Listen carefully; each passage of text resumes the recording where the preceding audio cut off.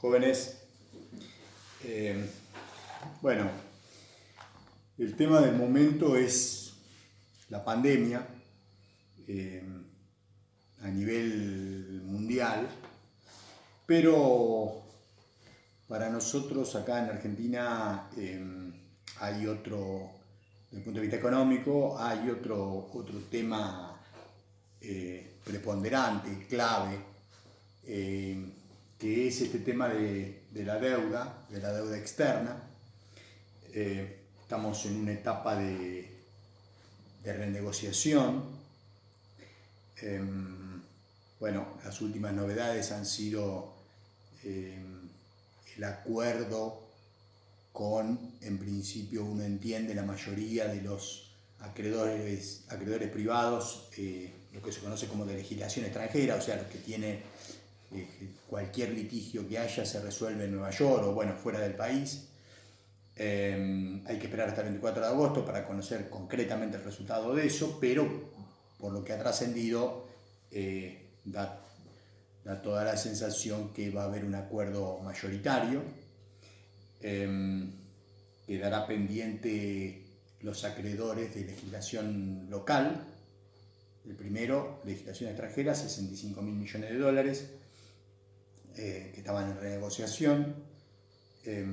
Después tenemos un poquito más de 40.000 millones de dólares legislación local, y después también a negociar, que también han empezado los contactos, los 45.000 millones de dólares que le debemos al Fondo Monetario Internacional del crédito que la Argentina tomó en 2018. De alguna manera, si esto llega a buen puerto, podemos decir que la Argentina ha salido del default, cesación de pagos en castellano. La crisis de la deuda comenzó, hay una fecha muy clave, muy clara, muy evidente, que muestra que la Argentina había llevado adelante un proceso de sobreendeudamiento y que no podía pagar. Esa fecha es cuando decide recurrir al Fondo Monetario Internacional. El Fondo Monetario, los países recurren al fondo cuando están en problemas, o sea, cuando no pueden pagar lo que deben o no pueden refinanciar lo que deben. Y esta era la situación de la Argentina en el primer trimestre del 2018. No podía pagar la deuda que había tomado, había tenido 2 años de muy fuerte endeudamiento, 2016 y 2017. En ese lapso se tomó algo así como 85.000 millones de dólares, o sea, un nivel de endeudamiento récord para la historia de Argentina, lo que no es poco decir porque la Argentina ya había tenido 2 periodos de sobreendeudamiento muy fuertes, en el periodo 76-82 y durante la década del 90. Bueno, pero de los 2 años 16 y 17 fueron de un monto, para un periodo tan corto de 2 años, un monto fenomenal. También en ese contexto, en el contexto mundial, donde también Argentina apareció como uno de los grandes tomadores de deuda en el mundo, o sea que un poco el proceso de endeudamiento del 2016-2017 es récord para la historia argentina y para todos los países de lo que pasaba en el mundo en ese bienio 16-17. Ya a fines del 17 se veía que la cosa se empezaba a complicar.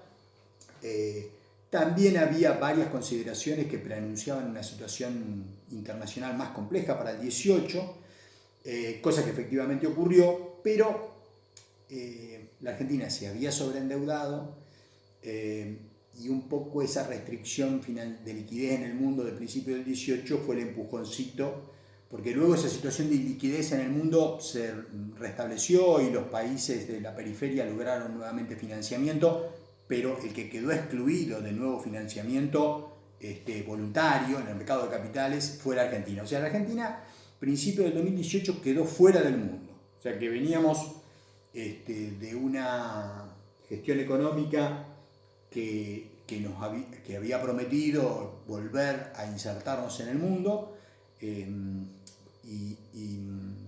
que iba a generar una lluvia de inversiones productivas, y en esos 2 años tomó deuda financiera y capitales productivos prácticamente no vinieron, y el nivel de inversión real productivo fue mínimo. También había venido una de las promesas de campaña eran reducir la inflación, que era un problema relativamente fácil y sencillo de resolver. Sin embargo, terminó duplicando los niveles de inflación porque veníamos de algunos años con tasas alrededor del 25, y el gobierno de estos últimos 4 años llevó la inflación al 50. O sea, y esto en un contexto donde la actividad económica mundial crecía a un 3% por año, o sea, la expansión económica del mundo era del 3% anual. Estoy hablando desde el 2016 hasta el 2019, o sea que el contexto externo era razonable, además con una posibilidad de endeudarse. De hecho lo hizo el gobierno, 2016 y 2017 se endeudó en 85.000 millones de dólares. Bueno, entrado principios y uno podría decir también con cierto consenso político, porque recordemos que el gobierno ganó las elecciones de fines de 2015, después volvió a ganar las elecciones de fines de 2017, y en esos 2 años logró apoyo político interno para aprobar prácticamente todas las leyes que propuso, todas las leyes diría yo. O sea, también hubo cierto acompañamiento de las dirigencias gremiales más importantes. O sea, un gobierno que tuvo mucho apoyo político, mucho apoyo de los medios de comunicación, mucho apoyo externo, porque lo financiaron fuertemente, y sin embargo, cuando repasamos los resultados nos encontramos que, si hablamos de políticas macroeconómicas de corto plazo, donde el principal problema era la inflación, terminamos con el doble de inflación. Y si hablamos de políticas de desarrollo o de largo plazo, donde el objetivo era la inversión productiva, también los resultados son muy contundentes, porque prácticamente no hubo inversión productiva y el grueso de los capitales que entraron fueron de préstamo, y también una tajada de capital especulativo, porque el esquema macroeconómico que el gobierno había implementado era de una restricción monetaria en pesos muy fuerte, tasas de interés muy altas, recordarán las famosas LEVAC.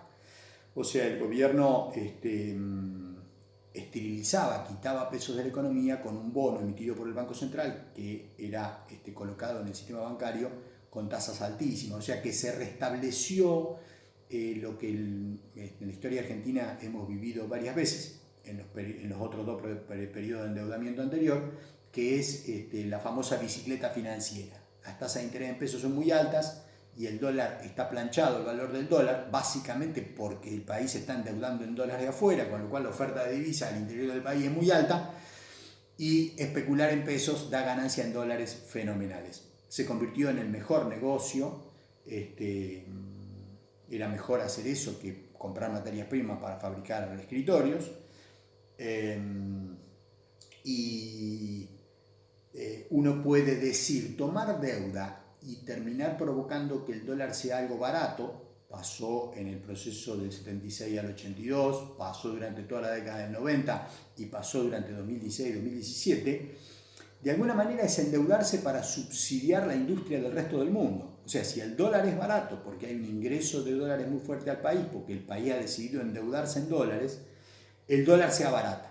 Entonces, lo que vemos fácil nosotros, cualquier ciudadano de a pie, es que es más barato ir de vacaciones a Florianópolis que a Mar del Plata. O sea, está subsidiando los hoteles de Florianópolis, perjudicando los hoteles de Mar del Plata. Pero también todos los productos importados son más baratos, desde los lentes, un globo terráqueo, un marcador. Entonces todo lo importado es más conveniente que fabricarlo acá, por un valor muy barato ficticio, insostenible a largo plazo del dólar, porque solo ocurre porque el país se está endeudando. Entonces, de alguna manera, cada vez que llevamos adelante un proceso de sobreendeudamiento en moneda dura, en dólares, lo que estamos decidiendo es nos endeudamos para subsidiar la industria del resto del mundo y perjudicar la industria local. O sea, y como dije, esto ya ha ocurrido 3 veces, voy a tratar de no excederme del tiempo. Ya estoy en los 10 minutos que me habían convocado, para los que me habían convocado. El tema de la deuda, o sea, uno, con esto que les estoy diciendo, queda claro que un país tiene que ser muy detallista en si se endeuda para qué objetivo tiene que tener. No puede endeudarse para... Y una cosa, aclaración más, porque el periodo 2016-2017 aumentó el déficit fiscal y aumentó el déficit externo. O sea, no es que se heredó una situación compleja y fuimos mejorando en esos 2 años. Se heredó una situación con déficit fiscal y déficit externo, ambos déficits, el gobierno durante 2016 y 2017 los aumentó. Fundamentalmente el que aumentó fue el externo, el de la cuenta corriente de la balanza de pagos, donde pasó de 2,5 puntos de déficit en 2015 a 5,5 de déficit en el 2017. O sea, en 2 años más que duplicó el déficit externo que se financiaba con endeudamiento. Entonces, decía que endeudarse es generalmente un poco como consigna, lo tengo, siempre es más fácil endeudarse que pagar. Entonces, los procesos de estos 3 que les nombré de endeudamiento en la historia argentina, bueno, se genera una situación de bienestar ficticia, insostenible a largo plazo, y después cuando llega el momento de pagar se complica porque las 3 veces, 82, 2001 y 2017, 2018, no podemos pagar. ¿Qué se hace habitualmente en estas circunstancias? Hay que recurrir al Fondo Monetario Internacional, hay que pedir un crédito de asistencia. El fondo, como dije, le presta a los países que están complicados. El fondo tiene 3 o 4 líneas de crédito para los países que están en problemas medianamente graves y en problemas muy graves. Cuando están muy graves les da el stand-by, el famoso crédito stand-by, que fue el que nos dieron en el otoño del 2018, un monto de 57.100 millones de dólares, o sea, récord total. Ahora sabemos por declaraciones del asesor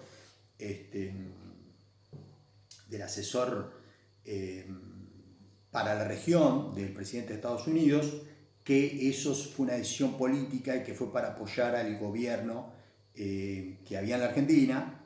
Y ahora también sabemos que el crédito no logró su objetivo porque el proyecto político fracasó, perdió las elecciones en 2019, pero que sería una anécdota esto. En realidad el problema es que lo que fracasó fue un modelo económico para la Argentina que terminó en una crisis de deuda y en default en 2019.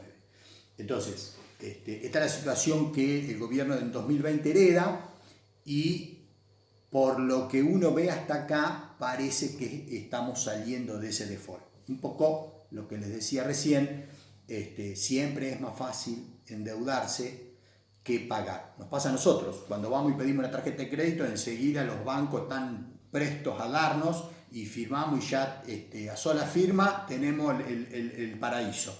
Ahora, después cuando llega el resumen, si no podés pagar y lo que refinanciar, te cobran la tasa de interés más alta del mundo, o sea, es un problema.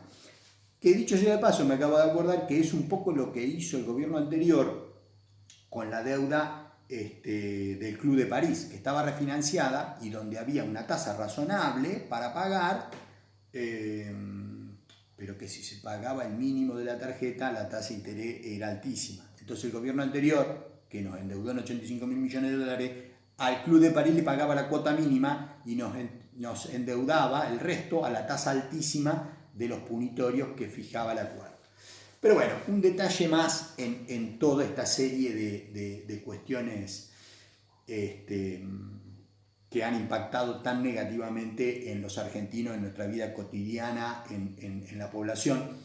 Cuando uno mira todo eso, simplificadamente uno podría decir, tenemos el 40% de la población en estado de difícil y de penurias económicas, Y eso ha resultado fundamentalmente, es la consecuencia de estas tres crisis que le estoy nombrando. O sea, cuando uno mira la economía argentina ya por mediados de la década del 70, están los datos del EPH del 74, la primera vez que se hizo, donde Argentina era un país,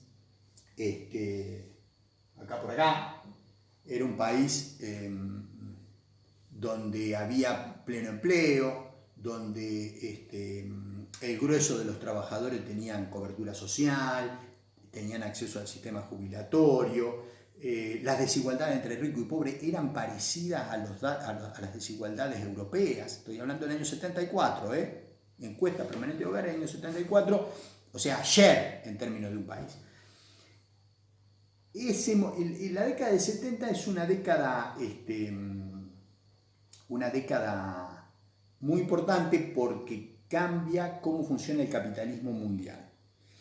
El capitalismo mundial había funcionado desde la Segunda Guerra hasta mediados de la década del 70 como lo que se conoce como el capitalismo productivo y la edad de oro. Los capitalistas ganaban plata porque invertían para fabricar el globo terráqueo y lo vendían y ganaban plata, pero para fabricar el globo terráqueo había que contratar trabajadores. Bueno, eso acompañado con el estado benefactor de esos periodos fue un periodo de mucha expansión económica en el mundo global capitalista, y de alguna manera la Argentina estaba inserto en eso.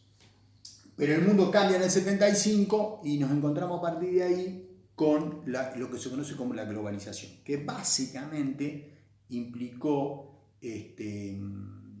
o sea, hay un cambio en el capitalismo. ¿Por qué? Porque las ganancias de las grandes corporaciones mundiales que estaban en el centro era Estados Unidos, Inglaterra, Europa, Japón, las grandes corporaciones mundiales productivas, su ganancia estaba declinando. ¿Por qué? Porque se había producido la crisis del petróleo y el precio del petróleo había subido mucho, un costo clave de producción, la energía, porque el Estado benefactor era caro y había que pagar impuestos y los sistemas impositivos de los países centrales eran progresivos, porque como la actividad económica en los países centrales había andado muy bien, había generado mucho empleo y había pleno empleo, con lo cual los salarios eran altos.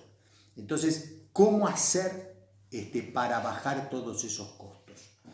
Bueno, para bajar el precio del petróleo, bueno, una nueva geopolítica que abordó acá Medio Oriente y desintegró la OPEP o la fue dividiendo.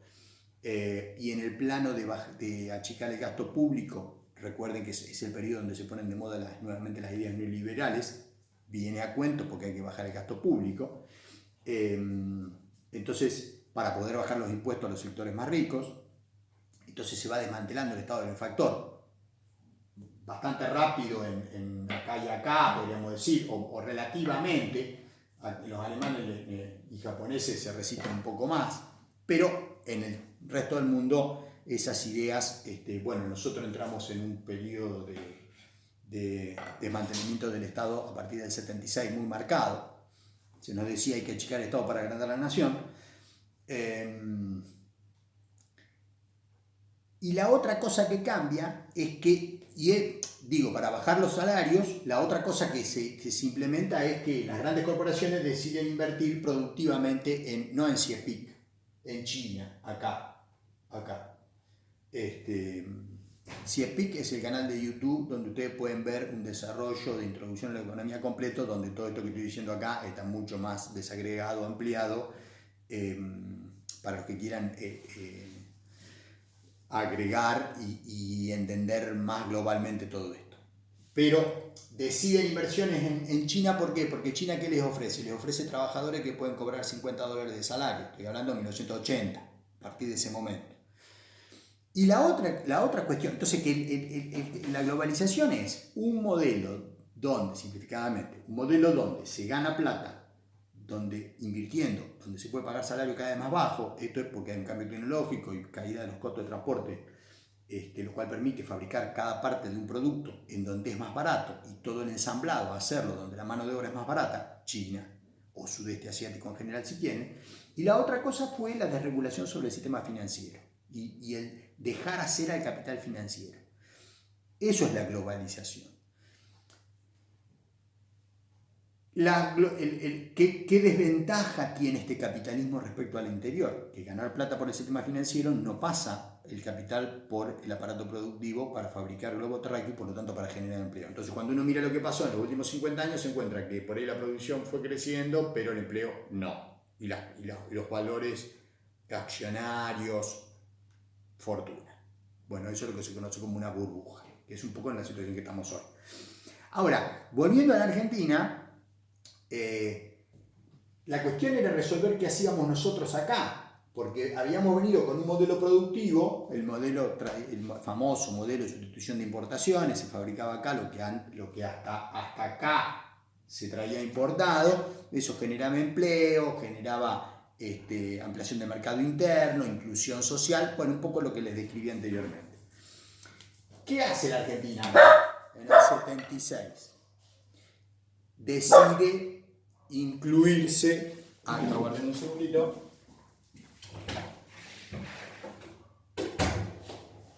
decide insertarse en esa globalización financiera.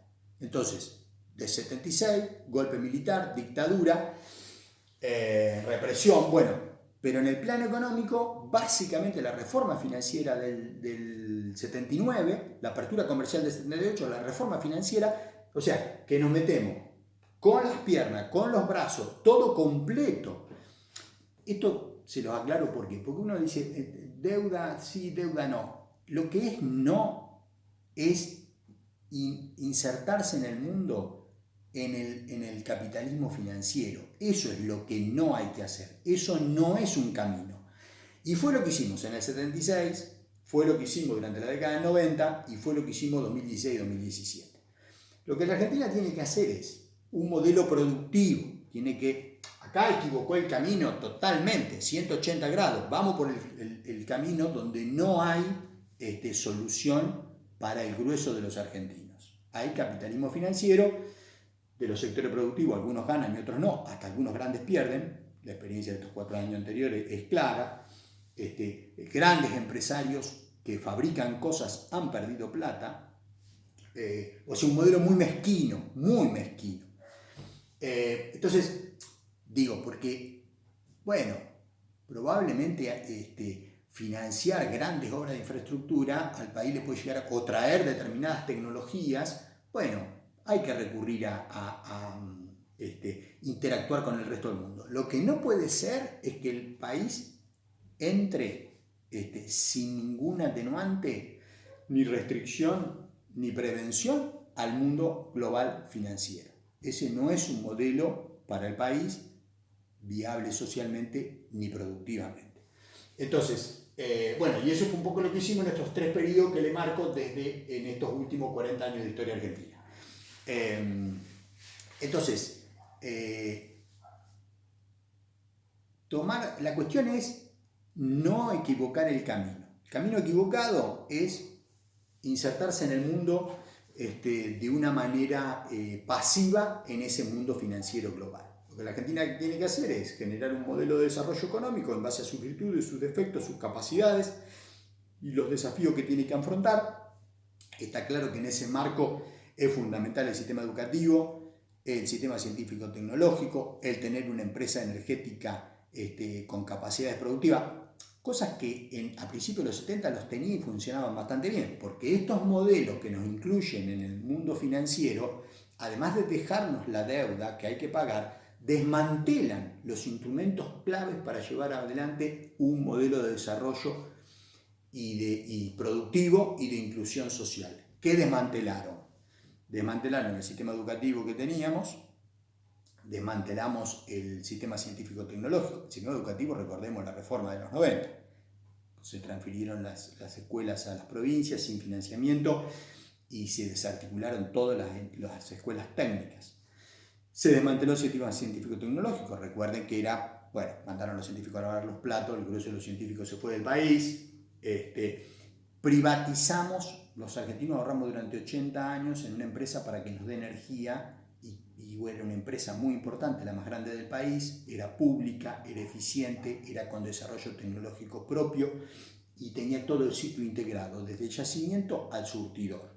estaba en los mediados de los 70 para llevar adelante tecnologías no convencionales para extracción de petróleo y gas. Podría haberse dedicado a la extracción de petróleo y gas no convencional porque tenía las capacidades para hacerlo. Sin embargo, la endeudamos en la dictadura, Suárez Mason la endeudó, el gobierno la endeudó, y en los 90 la privatizamos, se la vendimos a una empresa menos desarrollada tecnológicamente que YPF, que era Repsol, y lógicamente a partir de ahí YPF empezó a jugar un papel que lo que le conviene a una multinacional, vender lo que extrae de la manera más cara posible. Entonces, los procesos de endeudamiento, de la deuda, nos vamos a los modelos. Los modelos que se insertan pasivamente en el mundo financiero global nos llevan a una situación crítica de default, pasó 3 veces, y de crisis social. Hasta ahí mirado, estamos un poco en la espuma del problema, viendo la espuma del problema. Cuando miramos abajo, lo que vemos que esos mismos procesos, ¿qué hicieron? Desmantelaron el sistema educativo, desmantelaron el sistema científico-tecnológico, privatizaron la principal empresa energética del país, fundamental para que tenga gas barato la industria y para que tenga gasoil barato el campo, para que los sectores productivos avancen. Desarticularon el sistema previsional y lo privatizaron y se lo dieron a 10 empresas privadas que cobraban las comisiones más altas del mundo, y los ahorros de los argentinos que estaba aportado ahí cada vez valía menos y íbamos al desastre. Por eso se decidió recuperarlo ya en el 2008-2009. Y en esos 3 periodos la otra cosa que pasó fue que el entramado industrial, donde hay empresarios, ingenieros que por producir han aprendido a producir, porque otra de las cosas que para saber hacer las cosas hay que hacerlas, para aprender a hacer las cosas hay que hacerlas, todo ese conocimiento que se había generado en las empresas y en el entramado industrial argentino, que habíamos llegado a principios de la década del 70, se desarticuló y se desmembró, porque, como les digo, endeudarse generalmente implica subsidiar a la industria del resto del mundo. Entonces, el fondo de la cuestión está en todas estas cuestiones que hacen que después, para recuperar el terreno, sea mucho más difícil, porque te han destruido los instrumentos fundamentales para poder ir hacia el desarrollo. Y además hay que escuchar que los que nos endeudaron opinen sobre si se reestructuró bien, no se reestructuró bien. Bueno, un poco lo que les dije, siempre es más fácil endeudarse que pagar y hacer un modelo de desarrollo productivo.